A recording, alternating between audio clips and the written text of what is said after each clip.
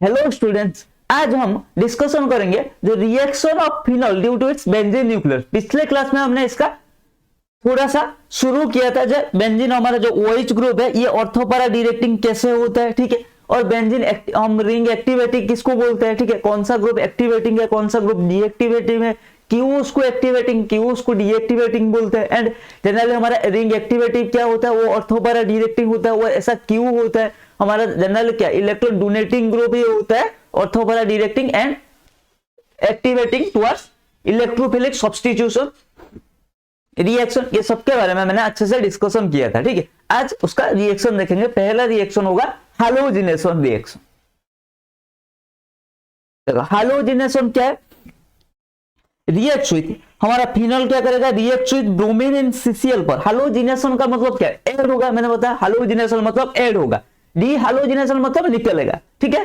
तो जो निकलता है मतलब जो लीव करके जाता है उसके लिए डी लगता है। जब डी लगेगा उसके लिए वो मतलब वो जा रहा है, ठीक है। अगर ऐड होना है तो डी नहीं लगेगा। मान लो हैलोजिनेशन, हाइड्रेशन, ठीक है। हाइड्रेशन वही ऐड हो रहा है, हैलोजिनेशन हैलोजन ऐड हो रहा है, ठीक है। लेकिन डिहाइड्रेशन निकल रहा है OH group and D halogenation halogen group निकल रहा है। इसका मतलब यही है। तो हैलोजिनेशन मतलब हमारा फिनॉल में कुछ हैलोजन ग्रुप ऐड होगा। तो फिनॉल को जब हम ब्रोमीन इन CCl4 के साथ रिएक्शन कराएंगे तो क्या होगा, ये क्या है, ये है ऑर्थो पैरा डायरेक्टिंग, ठीक है। तो ये जो ब्रोमीन आएगा ये कहां ऐड होगा, ऑर्थो में ऐड होगा एंड पारा में ऐड होगा, ठीक है। समझ में आ गया। चलो देख लो एक बार। reacts with bromine in CCl4 gives orthopara bromine, ठीक है, डेरिवेटिव।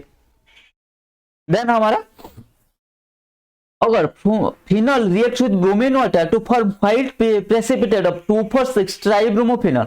देखो अगर ब्रोमीन को इन प्रेजेंस ऑफ वाटर लेंगे and sufficient amount of bromine लेंगे तो हमें क्या मिलेगा, 2,4,6 ट्राइब्रोमोफिनॉल, ठीक है। 2,4,6 ट्राइब्रोमोफिनॉल।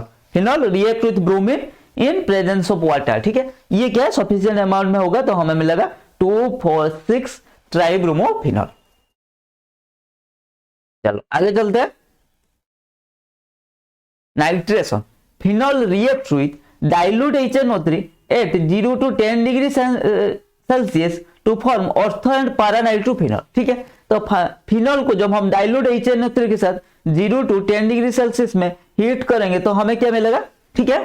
हीट क्या है भाई, 0 to 10 डिग्री मतलब लो टेम्परेचर है, ठीक है। 0 to 10 डिग्री टेम्परेचर में जब इसको रिएक्शन करेंगे तो ये ऑर्थो पैरा डायरेक्टिंग होगा। भाई फिनॉल तो ऑर्थो पैरा डायरेक्टिंग है, तो जो ग्रुप आएगा इसका मतलब क्या है, फिनॉल के पास जो ग्रुप आएगा उसको ऑर्थो एंड पैरा पोजीशन को भेज देगा, ठीक है।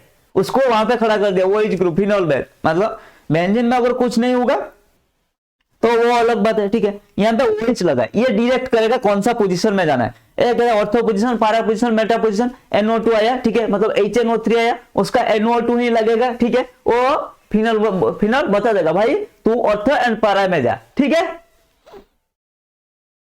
इसीलिए इसको बोलते हैं डायरेक्टिव इन्फ्लुएंस, ठीक है। मतलब वो डिसाइड करेगा तू किस में जाएगा, ठीक है। कोई गेट में रहते हैं ना, जब आप मान लो आप कहाँ गए, मान लो आप एग्जाम में जा रहे हो, ठीक है। मतलब कौन सा आपका कौन सा रूम में एग्जाम पड़ा है, ठीक है। कोई बता देता है ना, वहां पे गाइड रखा जाता है, मेरा रोल नंबर इतना है, कौन सा रूम में बता दीजिए, या कौन सा फ्लोर में है वो रूम बता दीजिए, ठीक है। वो बता देगा ना, सेकंड फ्लोर में लास्ट रूम, ठीक है, ऐसे ऐसे बता देगा। तो यहाँ पे वो OH ग्रुप ऐसा ही काम कर रहा है, ठीक है। वहां पे HNO3 उसके पास आया, भाई मैं कहा जाऊंगा, ठीक है। भाई तो ऑर्थो एंड पारा पोजिशन में जा, ठीक है।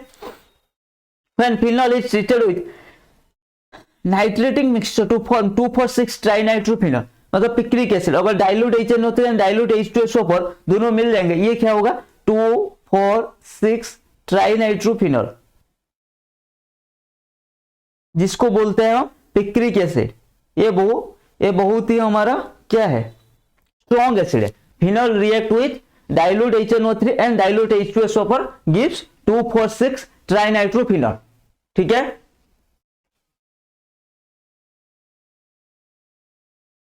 समझ में आ गया।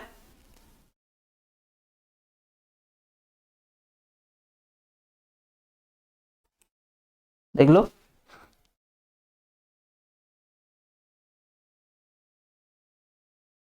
तो ये है पिक्रिक एसिड। चलो आगे चलते हैं। Then sulphonation. सल्फोनेशन क्या है?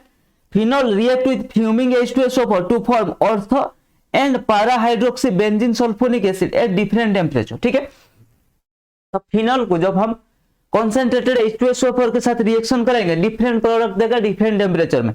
लो टेम्परेचर में ये ऑर्थो प्रोडक्ट देगा, हाई टेम्परेचर में ये पारा प्रोडक्ट देगा। ठीक है, तो ऑर्थो पारा प्रोडक्ट देगा लेकिन टेम्परेचर के हिसाब से। लो टेम्परेचर में ये ऑर्थो डेरिवेटिव, हाई टेम्परेचर में ये हमारा पारा डेरिवेटिव। जब कॉन्सेंट्रेटेड H2SO4 आएगा फिनॉल के पास, भाई मैं कहा जाऊंगा, फिनॉल बोलेगा भाई रिएक्शन का कंडीशन क्या है, टेम्परेचर कितना है, 25 डिग्री सेल्सियस, तो फिर तू ऑर्थो में चले जा। ठीक है, फिर और एक बार आएगा, भाई अब की बार मेरा टेम्परेचर इंक्रीज हो गया, 100 डिग्री सेल्सियस हो गया, अब मुझे बता दे कौन सा रूम में जाना है। ठीक है, भाई तू पारा पोजीशन में चले जा। ठीक है, तो फिनॉल डिसाइड करते हैं तो ऑर्थो में जाएगा या पारा में जाएगा या मेटे में जाएगा। ठीक है, यहाँ इलेक्ट्रोफिल फिनॉल क्या है, ऑर्थो पारा डिरेक्टिंग सोर्स, वो सिर्फ ऑर्थो एंड पारा पोजीशन में ही भेजेगा। ठीक है,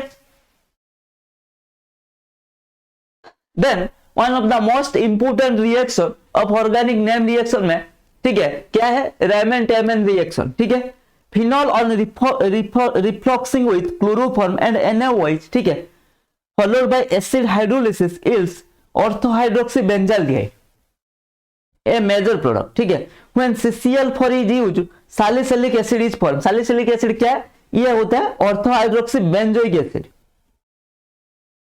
orthohydroxy बेंजोइक एसिड।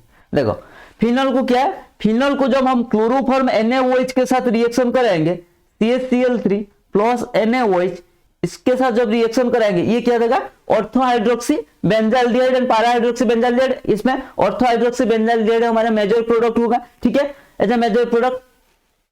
देन अगर CaCl3 की जगह प्लेस में हम CCl4 यूज करेंगे तो हमें क्या मिलेगा, ऑर्थोहाइड्रोक्सी बेंजोइक एसिड। ठीक है, जिसको हम बोलते हैं प्यार से सैलिसिलिक एसिड। ठीक है, अब रिएक्शन देखते हैं। ठीक है, आगे डिटेल डिस्कशन करेंगे। ठीक है, देखो जब CH3Cl3 देंगे हम, क्या प्रोडक्ट फॉर्म होगा, देखो पहले क्या होगा, ये हमारा CHClCl। ठीक है, ये लग जाएगा ग्रुप में। देन NaOH जब देंगे ये क्या हो जाएगा, ये ONA एंड ये CHO हो जाएगा। ठीक है, जब देन इसको जब हाइड्रोलिसिस करेंगे हमें ऑर्थोहाइड्रोक्सी, ये है ऑर्थोहाइड्रोक्सी बेंजाल्डिहाइड, ऑर्थोहाइड्रोक्सी बेंजाल्डिहाइड। देख लो रिएक्शन देख लो एक बार। ठीक है, तो फिनॉल को जब CHCl3 के साथ रिएक्शन करेंगे, पहले ये प्रोडक्ट देगा। हमारा मतलब क्या भाई, CHCl3 NaOH हमारा एंड प्रोडक्ट से मतलब है, ऑर्थोहाइड्रोक्सी बेंजाल्डिहाइड। एंड जब CCl4 देंगे ये क्या हो जाएगा भाई, क्या हो जाएगा रे, जब CCl4 देंगे हमें ये मिलेगा ऑर्थोहाइड्रोक्सी बेंजोइक एसिड, जिसको बोलते हैं सैलिसिलिक एसिड। ठीक है, सैलिसिलिक एसिड। यहाँ पे देखो पारा प्रोडक्ट भी आएगा लेकिन ऑर्थो प्रोडक्ट इसीलिए मेजर प्रोडक्ट है, यहाँ पे हाइड्रोजन बॉन्डिंग आ जाएगा। ठीक है, ये क्या है, डेल नेगेटिव, ये डेल पॉजिटिव, ये डेल नेगेटिव, ये डेल पॉजिटिव। ठीक है, तो यहाँ पे ऑक्सीजन एंड हाइड्रोजन के बीच इंट्रामोलिकुलर हाइड्रोजन बॉन्डिंग आ जाएगा, जिसकी वजह से ये इसका स्टेबिलिटी थोड़ा ज्यादा हो जाएगा इन कंपैरिजन टू पारा, इसीलिए ये क्या होता है हमारा मेजर प्रोडक्ट। ठीक है, तो रैमन-टैमन रिएक्शन में क्या है, phenol react with chloroform in presence of NaOH gives orthohydroxy benzoic acid, जो कि मेजर प्रोडक्ट है due to intramolecular hydrogen bonding. ठीक है, एंड अगर CHCl3 के प्लेस में हम CCl4 यूज करेंगे तो हमें क्या मिलेगा, ऑर्थोहाइड्रोक्सी बेंजोइक एसिड। ठीक है, ऑर्थोहाइड्रोक्सी बेंजोइक एसिड, जिसको बोलते हैं सैलिसिलिक एसिड। तो हम मैकेनिज्म देखते हैं। इसका मैकेनिज्म में एक ही बात थोड़ा ज्यादा इंपोर्टेंट है, इसका इंटरमीडिएट क्या फॉर्म होता है, ये होता है डाइक्लोरोकार्बन। ठीक है, ये बात याद रखना। In Reimer Tiemann reaction the intermediate reactive intermediate क्या यूज होता है, ठीक है, डाइक्लोरोकार्बन। कैसे फॉर्म होता है, पहले हमें OH माइनस था, हाँ जी भाई, ये आया CHCl3 के पास, उसका H प्लस ले लिया। ठीक है, हाइड्रोजन को ले लिया, तो ये क्या हो जाएगा, ये बॉन्ड अब यहां शिफ्ट हो जाएगा। ठीक है, दिख नहीं रहा, देख लो भाई, OH माइनस है, इसको ले लिया, H प्लस को ले लिया, तो ये बॉन्ड क्या है, जो कार्बन हाइड्रोजन का बॉन्ड था ये शिफ्ट हो गया कार्बन को। ठीक है, तो कार्बन के ऊपर क्या आ जाएगा, अब नेगेटिव चार्ज, देख लो ये नेगेटिव चार्ज आएगा। फिर इसमें क्या होगा, इसमें एक क्लोरीन और निकल जाएगा, एक क्लोरीन निकल जाएगा, तो यहाँ पे क्या हो जाएगा, ठीक है, ऐसा हो जाएगा, Cl माइनस निकल गया, ठीक है, क्लोरीन Cl माइनस बन के निकल गया, तो ये क्या हो जाएगा, ये डाइक्लोरोकार्बन फॉर्म हो गया। समझ में आ गया या नहीं आया? OH माइनस आया, H प्लस को ले लिया, ये बॉन्ड यहाँ शिफ्ट हो गया नेगेटिव चार्ज, देन यहाँ Cl माइनस निकल गया, ठीक है। Cl माइनस जब निकल जाएगा तब क्या होगा हमें, ठीक है, Cl माइनस ये निकल गया, तो यहाँ पर क्या हो जाएगा, लोन पेयर आ जाएगा, इसको क्या बोलते हैं, डाइक्लोरोकार्बन, ठीक है, कार्बन हो गया इंटरमीडिएट। समझ में आ गया? देन अब क्या होगा, देन देखो, देन क्या होगा, यहां देखो O माइनस जो था, ये बॉन्ड हमारा, ये जो नेगेटिव चार्ज था ये इसमें शिफ्ट होगा, तो ये बॉन्ड क्या करेगा, इसको अटैक करेगा, इसको अटैक करेगा डाइक्लोरोकार्बन को, ठीक है। देन डाइक्लोरोकार्बन अटैच हो गया, तो ये क्या हो जाएगा, नेगेटिव चार्ज आ जाएगा, यहाँ ऐड होगा, यहाँ पे क्या हाइड्रोजन, देन ये नेगेटिव चार्ज, ये डाइक्लोरोकार्बन अटैच हो गया, ठीक है, यहाँ पे डबल बॉन्ड आ गया, ठीक है, हाँ जी सर बिल्कुल आ गया। देन नेक्स्ट टाइम में क्या होगा, ये हाइड्रोजन, इसका ये क्या है, एरोमेटिसिटी ऑफ लॉस्ट हो गया, ठीक है, ये एरोमेटिसिटी रिगेन करेगा बाय डीप्रोटोनेशन, मतलब ये निकल जाएगा, ये बॉन्ड यहाँ शिफ्ट हो जाएगा, ठीक है, ये बॉन्ड यहाँ शिफ्ट हो जाएगा, तो क्या हो जाएगा ये, एंड ये पाई बॉन्ड मूव कर जाएगा ऑक्सीजन की तरफ से, ठीक है, एंड H प्लस दे देंगे, तो क्या हो जाएगा, ये OH माइनस हो गया, ये क्या हो गया, CH Cl। समझ में आ गया या नहीं आया, बताओ, आ गया इतना तक समझ में? देन मैकेनिज्म का स्टेप 3 क्या है, कितना स्टेप है था, देन फिर OH माइनस आएगा, इसको अटैक मारेगा, इस कार्बन को, ठीक है, देन ये क्लोरीन निकल जाएगा, ठीक है, जब क्लोरीन निकल जाएगा क्या फॉर्म होगा, CHClOH, ठीक है, देन ये बॉन्ड हमारा यहाँ शिफ्ट हो जाएगा, एंड ये क्लोरीन फिर से निकल जाएगा, ठीक है, देन ये क्या हो गया, एंड एंड में हाइड्रोलिसिस जब करेंगे, ये OH हो गया, ये O माइनस था ना, ये OH हो गया, ये हमारा CHO होगा, ठीक है। चलो आगे चलते हैं।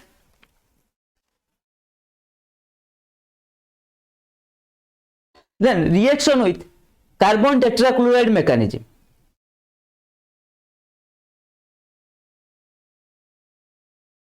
ठीक है, इसका मैकेनिज्म का कोई इतना जरूरत नहीं है भाई, एक मैकेनिज्म रखो, और इंटरमीडिएट क्या फॉर्म है, डाइक्लोरोकार्बन, ठीक है। देखो the major product form KOH CHCl3, ठीक है, तो इसका क्या, एक ऑर्थो पोजिशन ब्लॉक है, ठीक है, इधर इधर क्या है, यहाँ पे लग जाएगा, ठीक है, कहाँ है, ये मेजर प्रोडक्ट यही होगा, ठीक है। Then which of the following gives Reimer Tiemann reaction, ये वाला हमारा रैमन-टैमन रिएक्शन देगा, ये तो नहीं देगा, ये तो नहीं देगा, ये भी नहीं देगा, ठीक है, रैमन-टैमन रिएक्शन क्या देगा, ये भाई साहब हमारा रैमन-टैमन रिएक्शन देंगे। नेक्स्ट CaCl3 प्रोडक्ट, अरे बाबा ये तो ये होगा ऑर्थो प्रोडक्ट, ठीक है।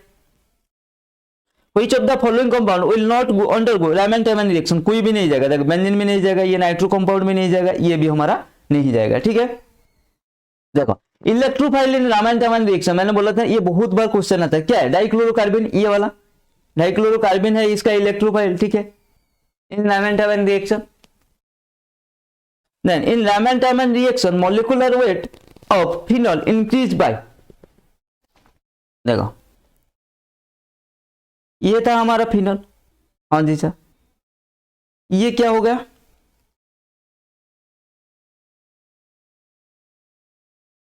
OH COH, ठीक है, तो कितना इंक्रीज हुआ है, कितना इंक्रीज हुआ है, ठीक है। देखो यहाँ पे क्या हुआ, यहाँ पर एक हाइड्रोजन था, हाँ जी सर था, ये रिप्लेस हो गया भाई इस ग्रुप से, ठीक है, तो इसका अब देखते हैं, इसका मॉलिक्यूलर वेट कितना है, कार्बन 12, ऑक्सीजन कितना है 16 प्लस ये कितना 1 है, 16 12 28 एक 29 क्या 29 इंक्रीज हुआ है, नहीं नहीं नहीं नहीं सर, देखो यहाँ पे जो हाइड्रोजन था यहाँ पे रिप्लेस हुआ है, तो -1 होगा, ठीक है, तो टोटल कितना होगा 28। देखो इसका क्या है मॉलिक्यूलर वेट 29, ठीक है, तो इसका मान लो x है, तो x प्लस 29, लेकिन यहाँ पे x से क्या हुआ है, इसमें एक हाइड्रोजन रिप्लेस हुआ है, ठीक है, हाइड्रोजन रिप्लेस होके ये हुआ है, हाइड्रोजन का क्या, हाइड्रोजन रिप्लेस होके ये वाला CHO ग्रुप अटैच हुआ है, हाइड्रोजन का मॉलिक्यूलर वेट कितना 1 है, ठीक है, तो वो 1 माइनस होगा ना, तो ये क्या हो जाएगा x - 1 प्लस 29, ठीक है, तो टोटल कितना हो जाएगा x प्लस 28, तो हमारा कितना हुआ आंसर 28। समझ में आ गया।